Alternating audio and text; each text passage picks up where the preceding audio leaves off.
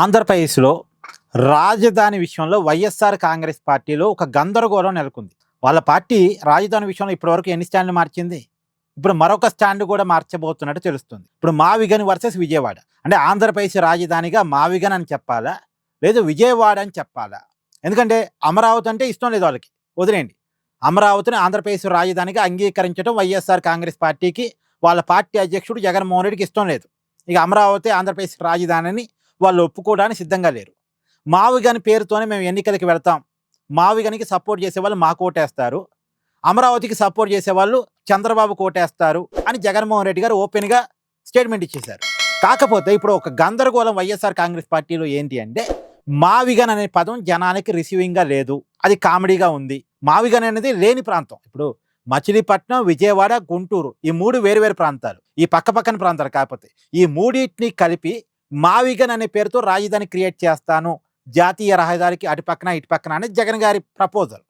కానీ అది ఎప్పుడు సాధ్యం? తను మళ్ళీ అధికారంలోకి వచ్చిన తర్వాత సాధ్యం. అంతకంటే బెటర్గా విజయవాడ రాజధాని అంటే అది జనంలోకి వెళుతుంది, అది బాగుంటుంది. ఎందుకంటే అమరావతి పక్కనే, అమరావతి విజయవాడ ఒకటిగానే ప్రజలు చూస్తున్నారు కాబట్టి కొంతవరకు. సో విజయవాడే ఆంధ్రప్రదేశ్ రాజధాని. ఎలాగూ జగన్మోహన్ రెడ్డి గారు మొన్న చూసారుగా మీరు, మావిగన్ అని ముందు రోజు చెప్పాడు, తర్వాత రోజు విజయవాడే రాజధాని అని తర్వాత రోజు స్టేట్మెంట్ ఇచ్చాడు. ఈ స్టేట్మెంట్ ఇవ్వడానికి కూడా ఉన్న కారణం ఏంటంటే, వాళ్ళ పార్టీలో నెలకొన్న గందరగోళం. ఇప్పుడు మావిగన్ అని జగన్మోహన్ రెడ్డి గారు ప్రెస్ మీట్లో చెప్పిపోయిన తర్వాత వాళ్ళ పార్టీలోనే తీవ్రమైన వ్యతిరేకత వచ్చింది. వాళ్ళ పార్టీలో సీనియర్ నాయకులు జగన్మోహన్ రెడ్డి గారు చెప్పారట, మావిగన్ పేరుతో ఎన్నికలకు పోతే మనం నష్టపోతాము, అది జనానికి కామెడీగా ఉంది, ఆ పదం రిసీవింగ్గా లేదు, అందులో అది క్లియర్ కట్ తెలుగు పదం కూడా అనేటట్టుగా లేదు, అది మన ప్రజలకి నచ్చకపోవచ్చు, అదొక క్రియేషన్గా ఉంటుంది తప్ప రియాలిటీలో ఉండదు, కాబట్టి మావిగన్ వద్దు, ఆ పేరే వద్దు అని చెప్పిన తర్వాత జగన్మోహన్ రెడ్డి గారు కూడా తర్వాత రోజు విజయవాడే కదా రాజధాని అనే మాట మాట్లాడారు. అంటే వెంటనే మాట మార్చేశారు. అయితే ఇప్పుడు క్లియర్ కట్గా చెప్పాలి, ఇవాళ కాకపోయినా రేపైనా వైసీపీ స్టాండ్ రాజధానిగా మావిగనా లేదా విజయవాడ ఏదన్నది క్లియర్గా చెప్పాలి. ఇప్పటి వరకు ఎన్ని మాటలు మార్చారండి. ముందుగా ఆంధ్రప్రదేశ్ రాజధానిగా దొనకండ నిర్మిద్దాం అనుకుంది వైసీపీ ఒక టైంలో, వాళ్ళ అధికారంలోకి వస్తే. సరే అధికారంలోకి రాలేదు, కూటమి ప్రభుత్వం అంటే అప్పుడు చంద్రబాబు నాయుడు ప్రభుత్వం అమరావతి ఆంధ్రప్రదేశ్ రాజధానికి అసెంబ్లీలో ప్రపోజ్ చేసింది, దానికి వైసీపీ ఒప్పుకుంది. ఇప్పుడు తీసుకుంటున్న భూమి కూడా సరిపోదని కూడా వైసీపీ చెప్పింది అప్పట్లో. సరే ఒప్పుకుంది. చివరికి 2019 ఎన్నికల కంటే ముందు చంద్రబాబు నాయుడు అమరావతిలో పర్మనెంట్ ఇల్లు కట్టుకోలేదు, కేవలం రెంటింట్లో ఉన్నాడు, నేను పర్మనెంట్ ఇల్లు కట్టుకున్నాను, అమరావతిని అద్భుతంగా డెవలప్ చేస్తానని జగన్మోహన్ రెడ్డి గారు మాటలు చెప్పారు. అప్పుడు ప్రజలు నమ్మారు. నమ్మి ఈవెన్ అమరావతి ప్రాంతంలో కూడా వైసీపీకే ఓట్లేశారు. ఉండవల్లి, మంగళగిరి ఈ నియోజకవర్గాలు కూడా వైసీపీని గెలిచింది. ఆ రాజధాని ప్రాంతంలో గెలిచిన తర్వాత తీరా సీన్ కట్ చేస్తే వైసీపీ అధికారంలోకి వచ్చిన తర్వాత అమరావతి మాత్రమే రాజధాని కాదు, మేము పరిపాలనా వికేంద్రీకరణ చేస్తున్నాం, 3 రాజధానులు కడతాం, 3 ప్రాంతాలు అభివృద్ధి చెందుతాయి అని చెప్పేసి 3 రాజధానుల కాన్సెప్ట్ని పట్టుకొచ్చారు.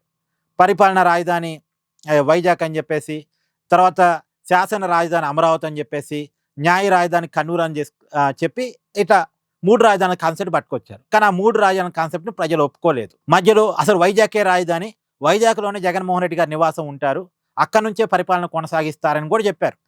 అదిగో ఆ దసరాకి వైజాగ్కి జగన్మోహన్ రెడ్డి గారు మారిపోబోతున్నారు, ఈ సంక్రాంతికి జగన్మోహన్ రెడ్డి గారు వైజాగ్కి మారిపోబోతున్నారని కూడా చెప్పారు.